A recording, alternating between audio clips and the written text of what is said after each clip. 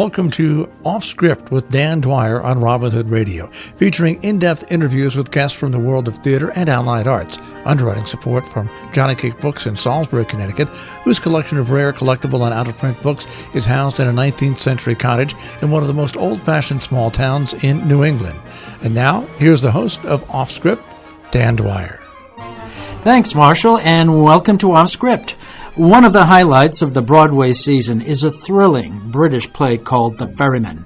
It's an epic tale set in the early 1980s about a multi-generational Catholic Irish household in Northern Ireland beset by something that happened to one of its family members by the IRA. The play starts with a dark, menacing visit by a pair of IRA hitmen on Father Horrigan, the parish priest. With me today is the British actor who plays Father Horrigan, Charles Dale, who had the part in London's West End. It's Charles' first appearance on the New York stage, and in England, besides doing a lot of theater, he was last seen in the West End, and everyone's talking about Jamie, and he's very well known over there for the big role of Big Mac on the hit BBC series Casualty. Welcome, Charles. Thank you. Nice to be here. And welcome to New York. It's great. Yeah, no, I read someplace in some interview that you did in the past, this is your first appearance on the New York stage. It is. Yeah. Absolutely. First time I've been to New York as well. Is that right? Yeah. You're kidding? No. Oh, my Lord. So before we get into the theater and all that stuff, what do you think of New York? I really like New York. I lived in London for 20 years, and actually I prefer New York. Yeah, really. I just find it's such a straightforward city. I really like that about it, and it's there's so many different areas and so many nice places to go. Yeah, New Yorkers have been described as straightforward. Well, I'm kind of straightforward, so I quite like that. That's great. So, are you enjoying the role of Father Horrigan as much here, putting aside your new love affair with New York City? Are you enjoying it as much here as you did in London? I've been doing this job for a very long time. I've been doing it for over 35 years, and I've done a lot of plays, and I've done a lot of plays for a very long time.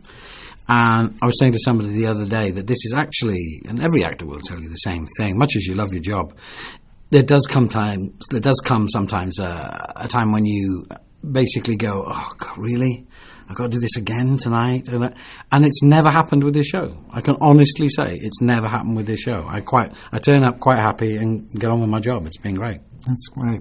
Well, I introduced the play very briefly, and besides being an amazing family story, which is full of conflict, you've got the generational conflict, the romantic conflict, the sibling rivalry. It's an amazing political thriller. And without giving too much away, can you tell us how Father Horrigan figures in the story? Well, yes, because in the first scene it becomes very apparent what my role is going to be. I am the go-between, basically, between the family and the IRA. And they come to me for information. And for various reasons, which we won't go into, I then have to help them to a certain degree. Mm-hmm, mm-hmm. Yeah, we can't say too much about it. You can't get too much away. I've seen the play twice. Yeah. I've seen it. To be perfectly honest, I haven't seen the New York version because it is the same production as in England. But I did see it at the Royal Court where it started out, and then I saw it at the West End. And what really impressed me about it is it has all different kinds of conflict: the family conflict, the religious conflict, the political conflict. All of that, it weaves in these incredible sensitivities about Irish life. But all of the conflicts, it gets amazingly resolved in one shocking 30-second ending where it all comes together. And I've never seen a play like that. I don't think they're probably, well, I mean, maybe Shakespeare, there is. Maybe there might be. But it's certainly not common, shall we say. No. I mean, hopefully, as all actors, we do the best job we can do. But I do genuinely believe that this is one of the as near a bulletproof play as you're going to get. Yeah. I think it's a phenomenal piece of writing. I think Jez has done an incredible job because it works on so many levels. There are so many different stories and on so many levels. Right. You mentioned Jez Butterworth is the author of it. He's probably best known now for The Ferryman, but before that, at least in New York, he had a very successful run here of Jerusalem, which is a fabulous play. Now, the odd thing about it is that Butterworth is British. And he's really writing in some ways, and I don't say this in any way to disparage the verisimilitude of his writing, but he's in some ways doing an homage to all of these guys who are Irish, who are really writing Irish plays. He is indeed. I mean, obviously, a lot of it comes from Laura's personal story. Obviously, Laura, who plays Caitlin.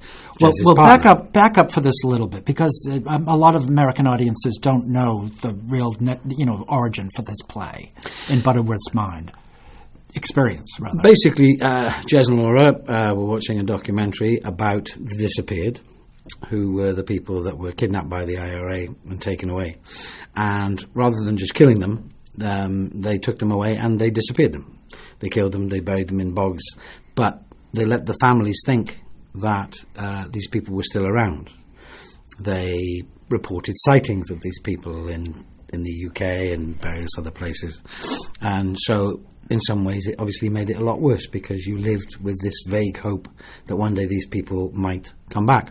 And Laura and Jez were watching a documentary. They got all the way through. Excuse me, Laura is Jez's partner, but also plays Caitlin. Right. And has done since the very beginning. Okay, so Caitlin is the wife. Caitlin is the sister-in-law of Quinn.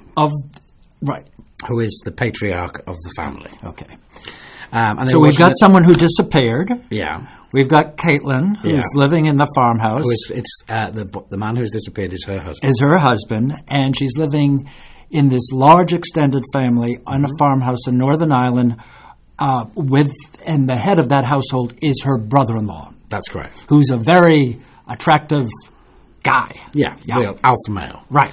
But they were watching the documentary, and he got to the end of the documentary, and as the list of names of the disappeared was going through, Laura said, "That's my uncle." Wow. And Laura's uncle was disappeared and wasn't found for many years. And that's where it originated. And so then he said, how long did it take Butterworth to write this? I'm not 100% sure, but a long time. Yeah, no, because it's really, really intricate. It's a very unique play, or distinctive play, for many reasons, which you've mentioned. The other reason is that it's such a large cast. It's a huge cast. How many people in the cast? Including the baby. Or 23 of us. Does that include the 3-month-old baby on the stage? 3-month-old baby, the goose, the rabbit, the understudy goose. Having done a lot of theatre in London or in England, where the rules are different than in New York, you may be accustomed to large casts, but it's almost become de rigueur now, particularly in contemporary plays, for playwrights to write 4 or 5 character plays. With two-hander would be nice, and if you've got a producer, if you could give me a play with no characters, that's even better, right? Because it costs nothing to produce. Yeah. So, is it new for you to be on stage with so many people, or have you become inured because you're English of working with large casts? In face of the current trend where it's smaller cast just by dint of economy? Yes. I mean, I think I've done pretty much everything. Yeah. I mean, I'm trying to cast my mind back to the plays. I mean, I have spent 8.5 years doing nothing but TV. Wow.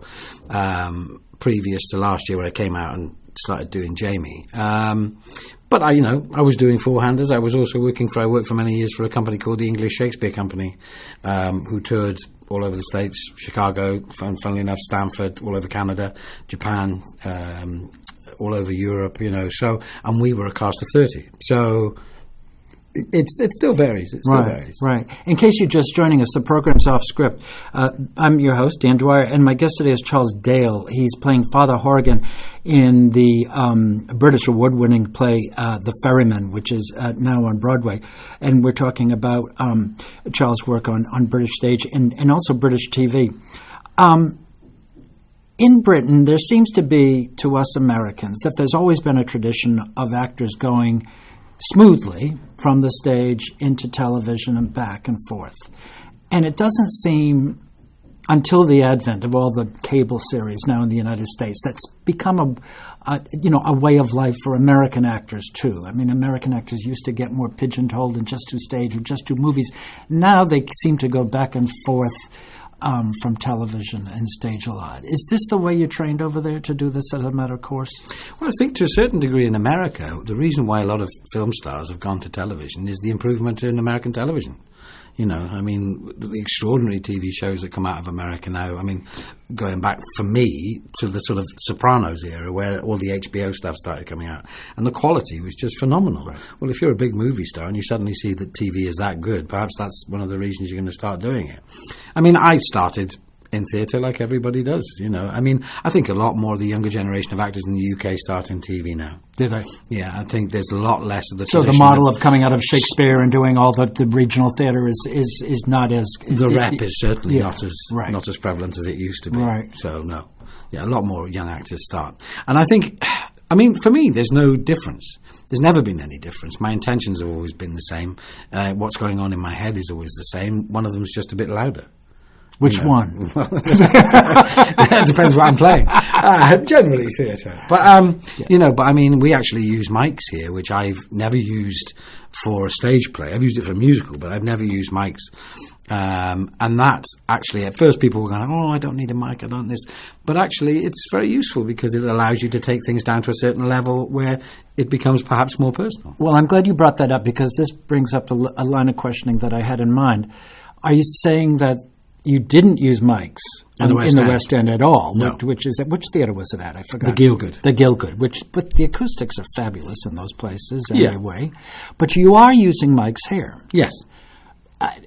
Is that the producer's desire to make it easier for the American audiences to understand? I think it's partly to do with the design of the theatre. Uh-huh. The theatre here is a lot wider.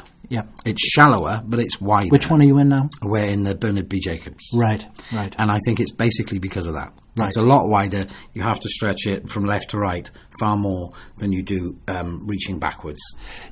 Does it get in the way at all? Do you forget it? Personally, after about 5 minutes, no. No. No, okay. not at all. So you're not encumbered by it? No. They're so small. Yeah, they are. They're so okay. small now. But talking about the scale of the theatre and how it's mic'd here, and some of the sound design systems are now quite good, so you're not aware of it. But on the transfer from the West End to Broadway, has any of the the delivery of the dialogue changed? Because when I first saw it at the Royal Court where it started out, and then at the West End, it took me a while to get used to the dialects.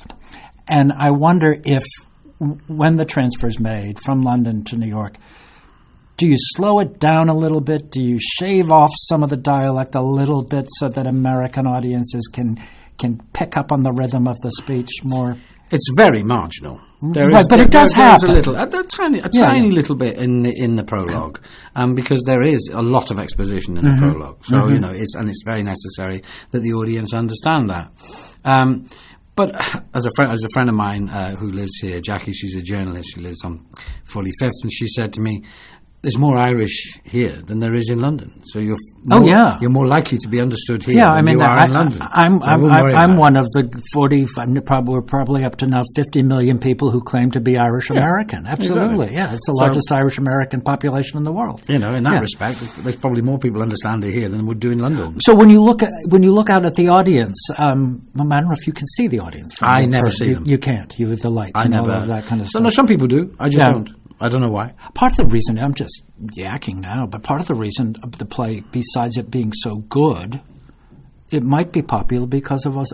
It just occurred to me because there are so many Irish in the New York metropolitan area. It's quite possible. Yeah, it's quite possible. Now you are not Irish. I'm not. You are by birth. I'm a Welshman. Aha. So, to the American ear, okay, you sound, to me, rather Irish, but what do I know? Okay, well, I'm just an American. I've been doing the accent for nearly a year. No, but every night. But you don't stay in it in everyday speak, do you? No. Okay. In the course of your career, how many dialects have you done that are just unique to the British Isles? Are there Welsh accents or Irish accents or dialects? Well, I sort of specialise in dialects and always have done. So I used to do a lot of voiceovers and things like that.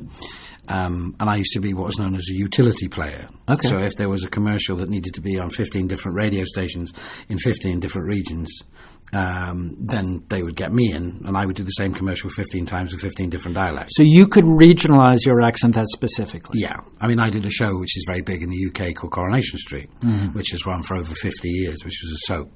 Now, the character there was from Manchester. So obviously I did a Manchester accent for there. Big Mac was a Welshman. Father Horrigan's an Irishman. But, that's my job. That's what makes my job interesting. How'd you get into that? My father was good at it. My mother was good at it. Are they actors? They're not actors. No. I think if they'd have been given the chances that they gave me, right, they would have been very good actors. Right. They just went in different directions. And I work at it. I practice. I sit in a bath and I will read a paragraph in one dialect and I will read a paragraph in another dialect. But where do you get the sound of the dialect? I tend to be people rather than accents.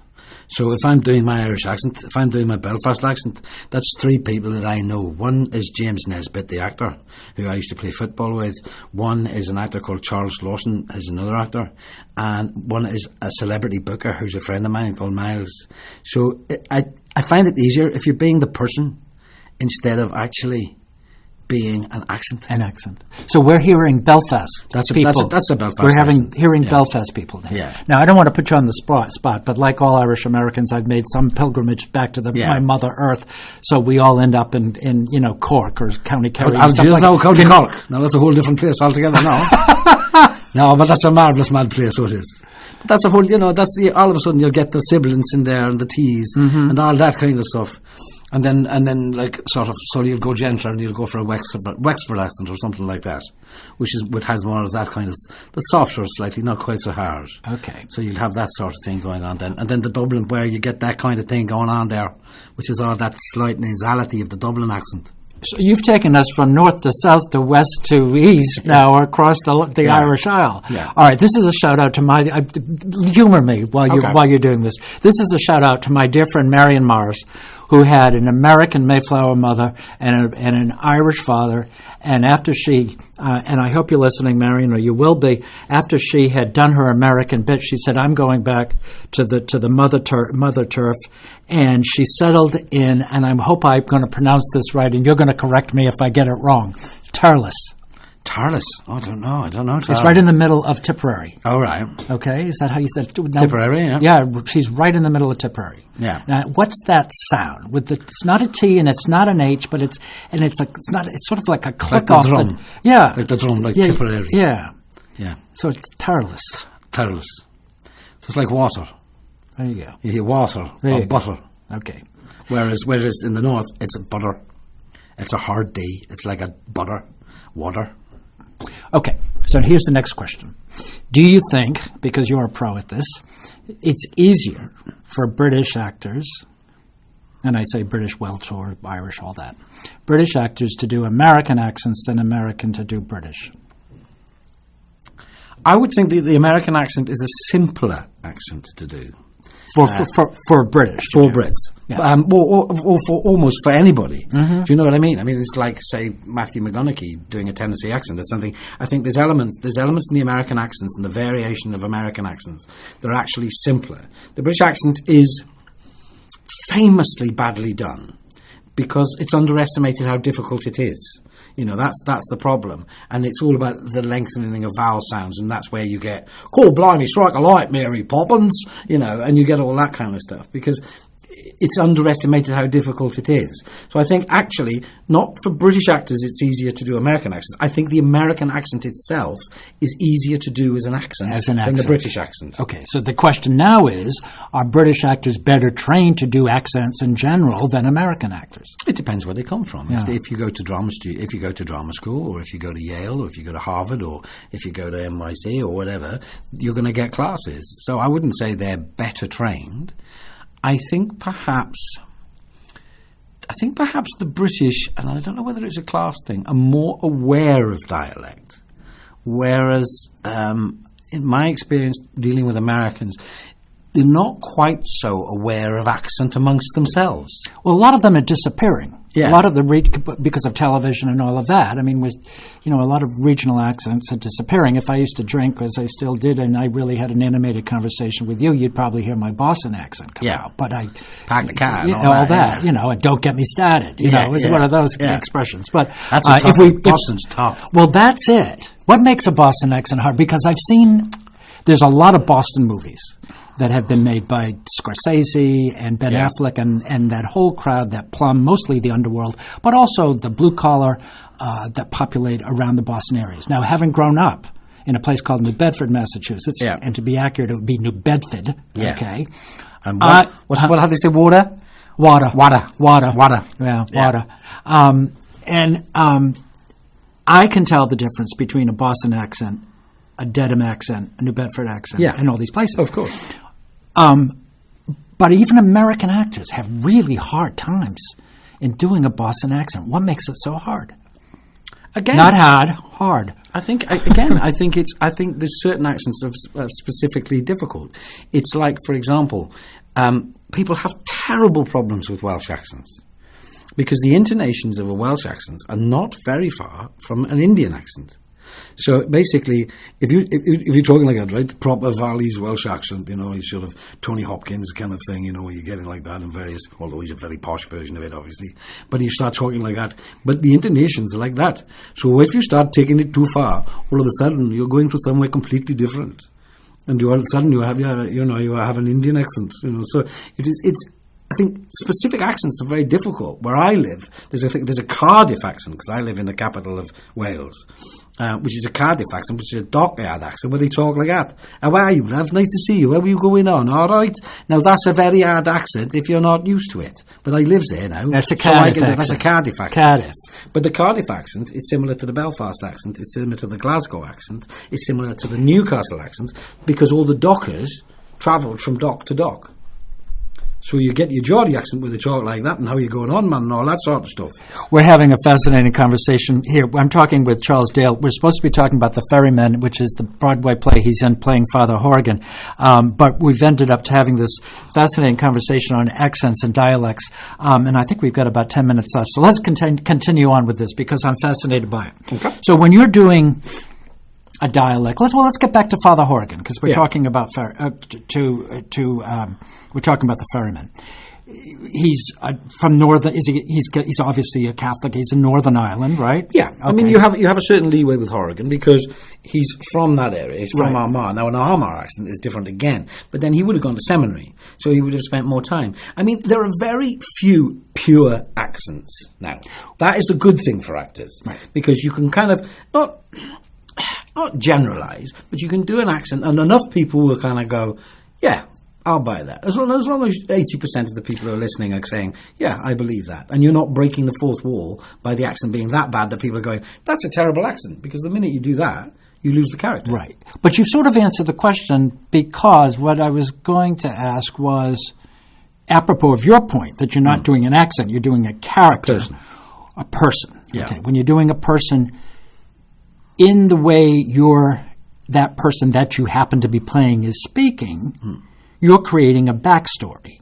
Yeah. That's revealing to you what kind of education they had, what class they might have come from, and all of that. Well, of course, but I mean, there's all sorts of accents. I mean, I can talk to you like that, right? I can do the full-on Glasgow, right? Hard man, that kind of stuff. Yeah. All right. But if you meet someone who's rather nice and lives in Glasgow, they're going to talk in a completely different way. And how would they say it? Well, it'd be like that. It'd be much gentler, much milder. It's almost like heading towards Edinburgh. But it's that kind of thing. So it's a much gentler thing altogether. So everything comes into it, I mean, I use catchphrases. I always have catchphrases, especially for accents that I have difficulty with. Now, for many years, there's a washing powder back in the UK called Persil Automatic.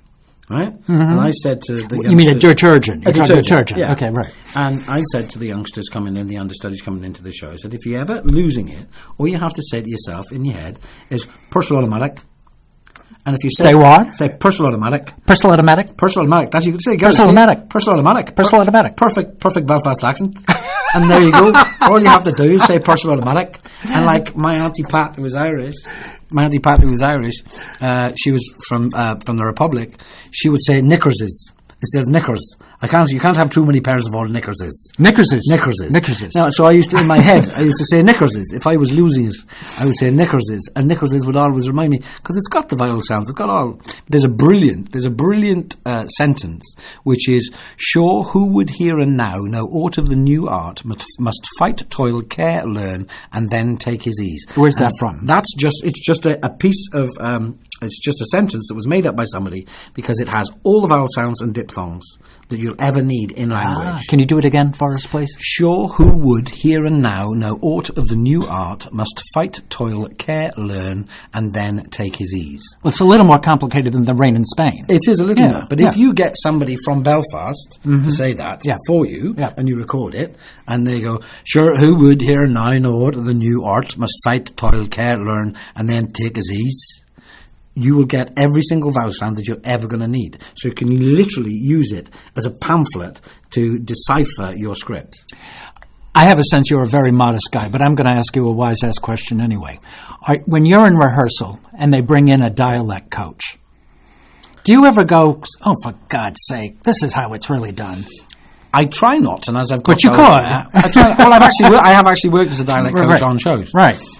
So I prefer, especially if I'm doing a telly, if I'm doing a TV and I'm playing a character that's from somewhere, I'll probably disappear there for 2 weeks before I start. Good. Because I like the reality. Right. And also, if you're generally, no matter how good a voice coach is, and there are brilliant voice coaches out there and dialect coaches, no matter how good they are, unless they're from that area, they're only giving you an interpretation of what they hear. Right. Now, they may be brilliant and they may be absolutely spot on, but for my ear, I would much rather go and meet a docker in a boozer who's come from Grimsby if I have to do a Grimsby accent. Right. And record stuff and listen to him. But again, you don't always get the time. Right.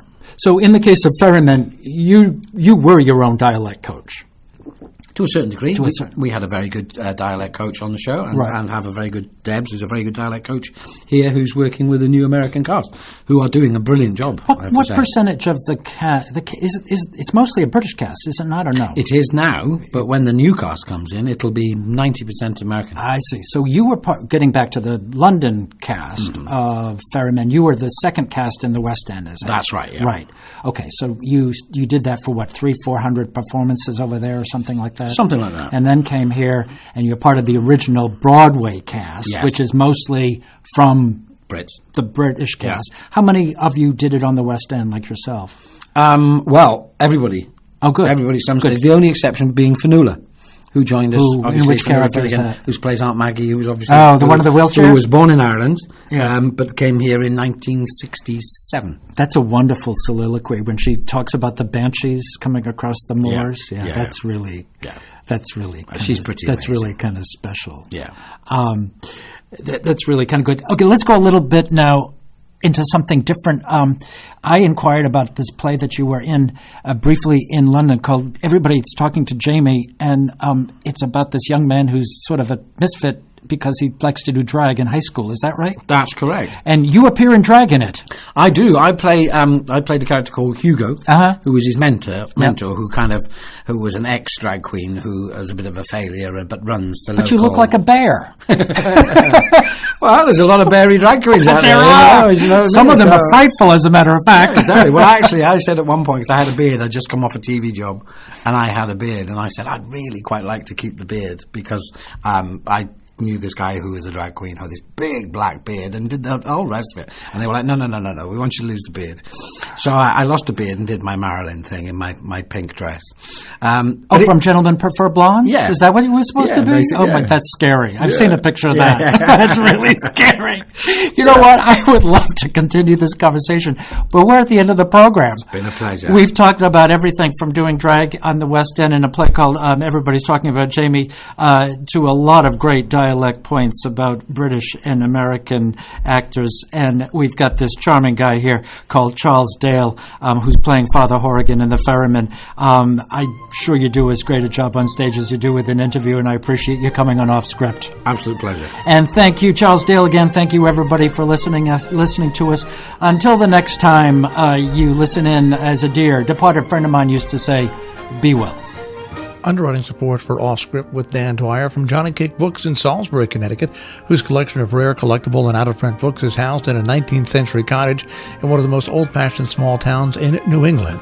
Off Script with Dan Dwyer is also available via podcast on our on-demand page, robinhoodradio.com. Click on On Demand and then click on Off Script with Dan Dwyer.